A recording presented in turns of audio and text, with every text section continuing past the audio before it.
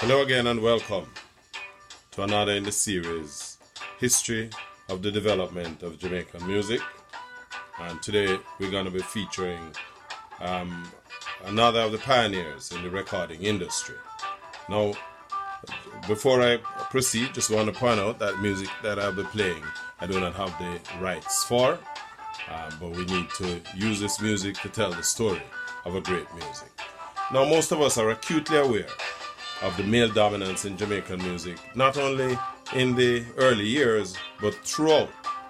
And with the exception of a few women involved from behind the microphone as solo or backup vocalists, only one woman emerged from behind that background to challenge the music from the business end. And that was none other than the late Sonia Pottinger OD. In fact, the music you're hearing here is from her Gay Feet label, which she established, and we're going to talk a little bit more about that, featuring the great Leslie Butler, and it's called Revival. Now,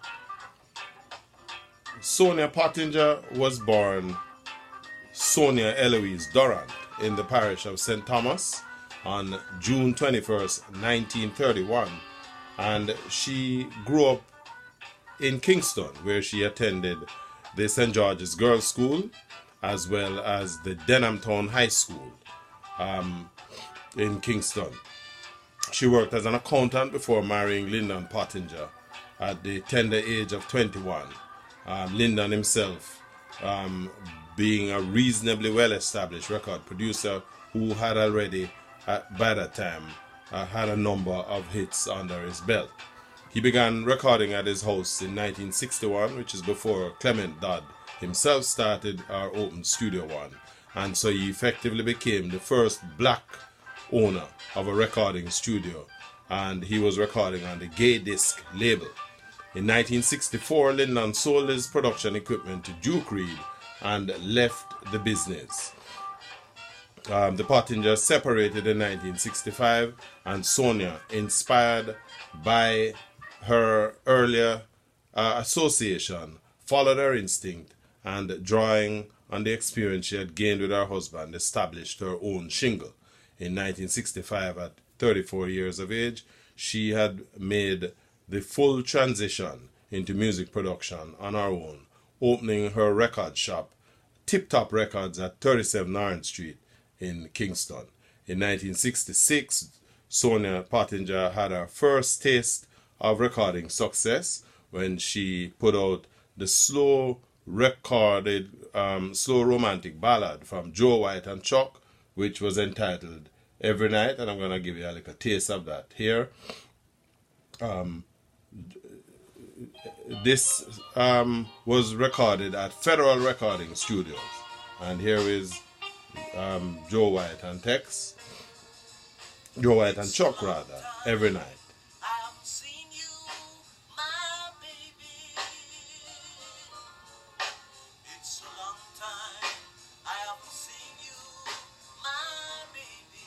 Now this, as I said, was recorded at Federal Recording Studio.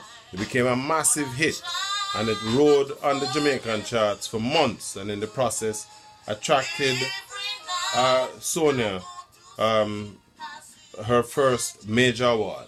The success immediately placed her squarely in the crosshairs of the male-dominated competition, which comprised stalwarts at the time such as Clement Dodd from Studio One, Duke Reid of Treasure Isle Records, Leslie Kong of Beverly's Records, Randy Chin from Randy's Records, and Vincent Edwards, who had by that time been producing on his own King Edward the Giant's record label. Now, Sonia built her business around her recording artists, and in many cases acted as their managers. Her gracious and supportive response to artists' requests for sponsorship, coupled with a keen ear for music, fostered her ability to spot a winner pretty easily, and as a result, she attracted the cream of the crop of singers of the rocksteady era and the early reggae era to her studio.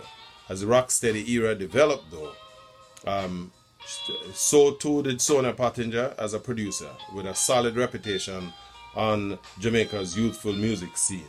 Some of her early hits from her music catalog included the sweet sound and rocksteady gems such as That's Life, that was done by Delano Stewart. Stay a Little Bit Longer. Let me give you a little taste of the Delano Stewart's That's Life. I'll cue that up here. Stay a Little Bit Longer. She also would have been responsible for producing Lady with a Starlight with Ken Booth, which is featured here on her High Note label.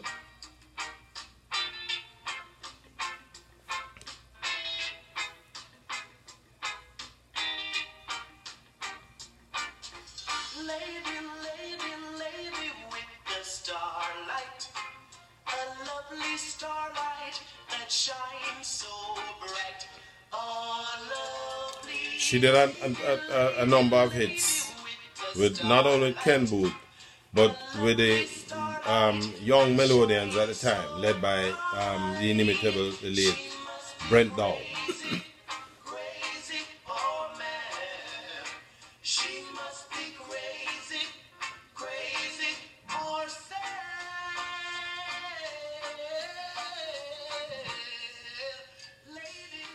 Some of those melodian songs included the classic Swing and Dine and Dance for Your Money, Nola, and Hard to Confess by B.B. Seaton and the Gay Lads, all on her Gay Feet and High Note labels. Now, significantly, all of these songs reached the top 10 charts, and all were distinguished by clean, vibrant rhythms, supervised by Pottinger herself, and performed by the best rocksteady band at the time, Lynn Tate and the Jets. Despite her significant rocksteady catalog though, Sonia Pottinger extended her reach into the area of gospel music production and developed a catalog in this area which was without rival of the time.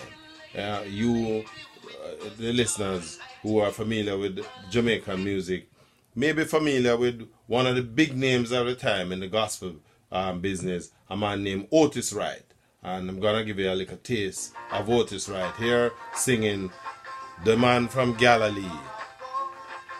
This is on Sonia Pottinger's High Note Records.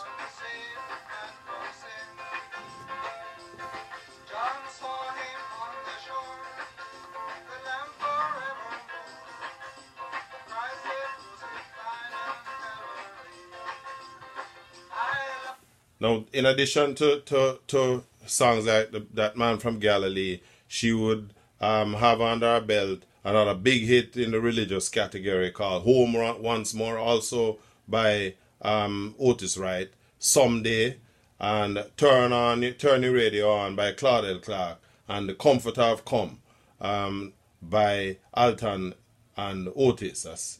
Of course, of these were just the tip of the iceberg in terms of the quantity, and they were all huge sellers and favorites among churchgoers at the time.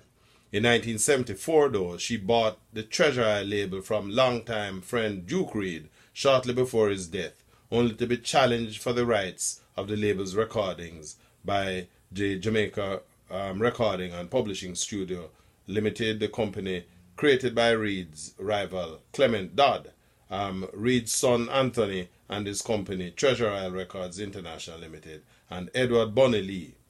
The Jamaican Supreme Court decided the case in her favor in 2009, and Pottinger continued to blaze a trail by putting out some remarkable recordings during the 1970s as reggae took center stage, stabling such acts as Culture, who became one of our latest clients with some serious roots recording, Natty Never Get Weary, along with Master Griffiths, who in 1977-78 did one of our best recorded albums with Pottinger, entitled Naturally. She followed this up with the equally impressive Stepping Out of Babylon by Bob Andy.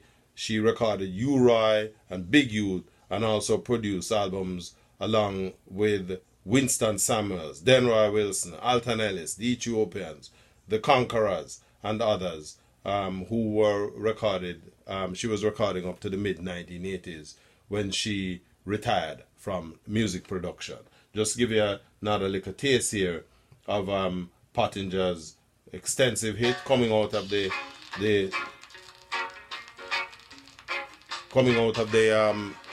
Rocksteady catalog. Here is Brent Dawes, The Melodians.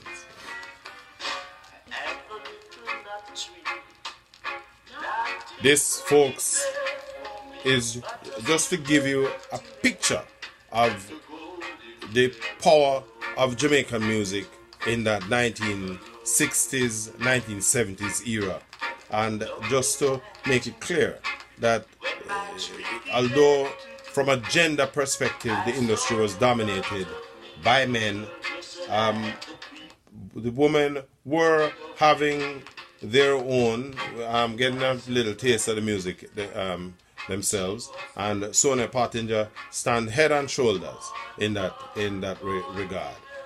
She was awarded an order of distinction by the Jamaican government as in recognition of her contribution to the music, and I must say that a lot of these ODs, in fact in 2007 the newly elected JLP government seemed to have gone out on a limb in that year, awarding some 12 order of distinctions to contributors to Jamaica's reggae music, and something that we as followers of the music have, and especially old timers like myself, who believe that we need to pay more recognition.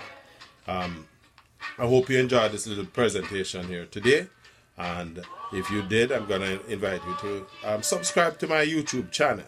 I'm also going to invite you to visit my website at www.yardabroad.com, and where you will be able to pick up one of these really nicely designed reggae hoodies, which is my own celebration of the development of the music, and as it says on the back here, the rhythm of Jamaica. Again, if you like the presentation, go to my site and my YouTube page and subscribe, tell your friends, feel free to share, and I'm inviting you again to go to my website at www.yardabroad.com and take a look at some of my reggae pieces that I'm putting out there, particularly the t-shirts, hoodies that I'm sure you will all enjoy. Again, until next time, see you.